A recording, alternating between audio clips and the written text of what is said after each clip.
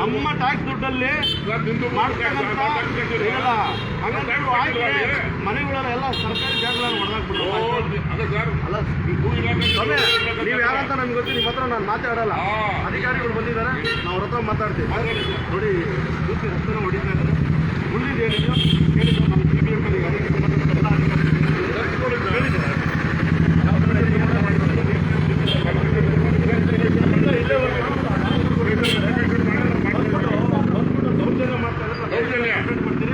ಇದೆ sir,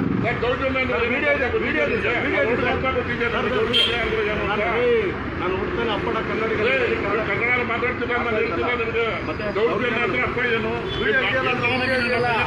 video ಇದೆಯಲ್ರಿ, ನೀವು ಬಂದು ಎಗರ್ಕೊಂಡು ಬಂದಿದ್ದೆಲ್ಲ ವಿಡಿಯೋ ಇದೆಯಲ್ಲ, ಅಲ್ಲಿ ಓಡ್ ಬಂದಿದ್ದು ಎಗರ್ಕೊಂಡೆಲ್ಲ ವಿಡಿಯೋ ಇದೆಯಲ್ಲ. ನಮ್ಮ ಪರ್ಮಿಷನ್ ತಗೊಂಡಿದ್ದೀನಿ, ರಸ್ತೆನ ಹೊಡೆದಾಕಿರೋದ್ರ ಬಗ್ಗೆ ನಮ್ಮ ಲೈಟ್ ಆಫ್ ಮಾಡಿ, ಅದು ಲೈಟ್ ಆಫ್ ಮಾಡಿ. ಯಾರು ಪರ್ಮಿಷನ್ ತಗೋಬೇಕಂತ ಎಲ್ಲ ಪರ್ಮಿಷನ್ ತಗೊಳ್ಳೋದು ನಾನು ನಡೀಲಿ. ನಮ್ದು ಏನಂದರೆ, ನಾನು 112 ಫೋನ್ ಮಾಡಿರೋದು, ಮತ್ತು ಇವ್ರಿಗೂ KWS ಅವ್ರಿಗೂ ಫೋನ್ ಮಾಡಿದ್ದೀನಿ. ಸಂಬಂಧಪಟ್ಟ ಅಧಿಕಾರಿ PPMC ಅವರಿಗೆ ಪ್ರತಿಯೊಬ್ಬರಿಗೂ ಫೋನ್ ಮಾಡಿದ್ದೀನಿ. ಇಂಜಿನಿಯರಿಂಗ್ ಎಲ್ಲರಿಗೂ ಫೋನ್ ಮಾಡಿದ್ರೆ ನಮ್ಗೆ ಗಮನದಲ್ಲಿ ಇಲ್ಲ ಅಂತ ಹೇಳಿದ್ದಾರೆ. ಅವರು ನಮ್ಮ ಗಮನಕ್ಕೆ ಬಂದಿಲ್ಲ ಸರ್, ಯಾವುದೋ ಅಂತ ಎಕ್ಸಾಕ್ಟ್ ಲೊಕೇಶನ್ ಕಳಿಸಿ ಅಂತ ಹೇಳ್ತಿದ್ದೀನಿ. ಸರಿನಾ, ತಾವು ಬಂದಿಲ್ಲ.